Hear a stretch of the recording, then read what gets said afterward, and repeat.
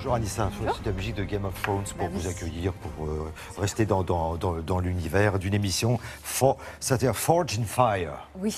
Voilà, c'est aux États-Unis.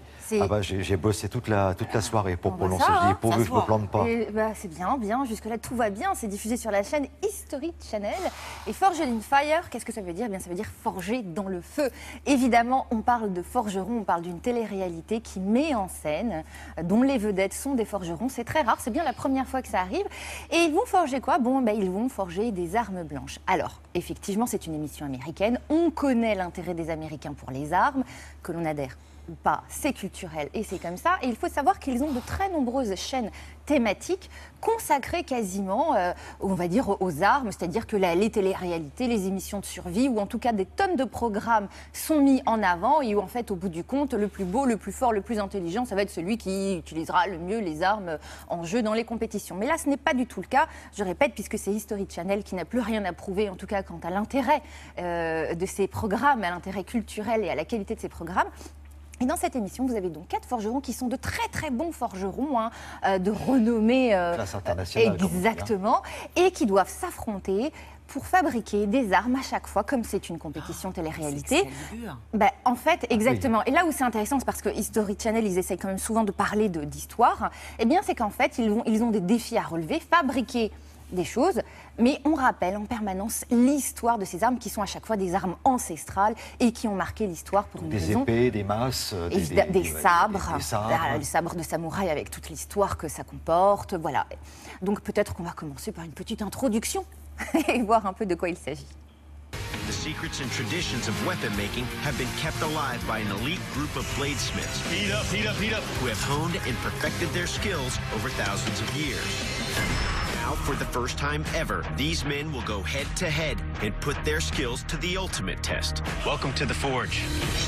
It starts with a lump of raw steel and a ticking clock. The top 2 craftsmen then move on to the final challenge, where they must create one of the most iconic weapons ever made by man. From the Japanese katana to the Viking battle axe, each has its own unique history as told through the forging process. In the end, there can be only one, and he will take home $10,000 and be crowned a Forged in Fire champion.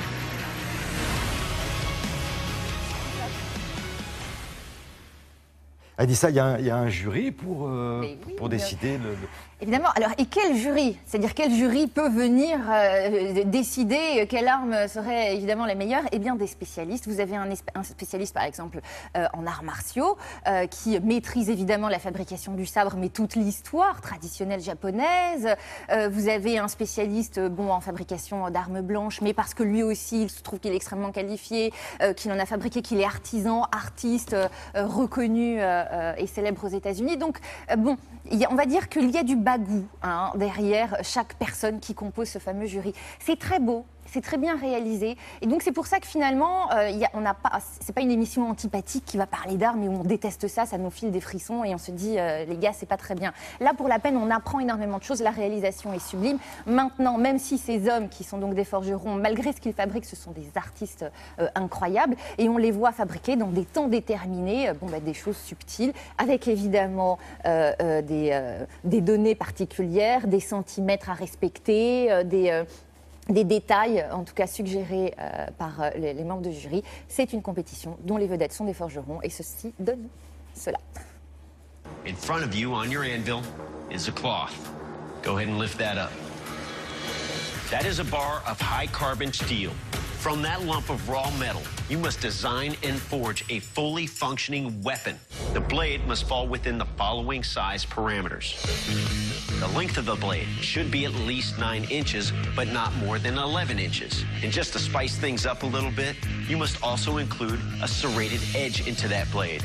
The length of the serration should be at least 4 inches. Now,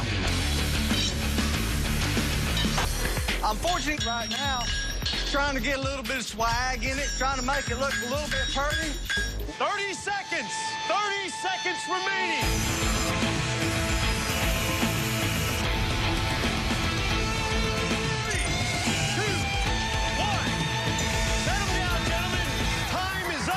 Now it's time for the judges to take a look at your work.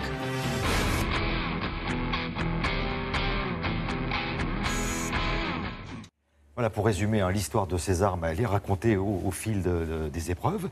Et le vainqueur repart avec 10 000, avec un petit 10 000 paquet. dollars. Exactement, 10 000 $, c'est pas mal. Forge in Fire. Yes. Yeah. Voilà. Merci beaucoup. Merci, Merci Anissa à vous. Afaoui.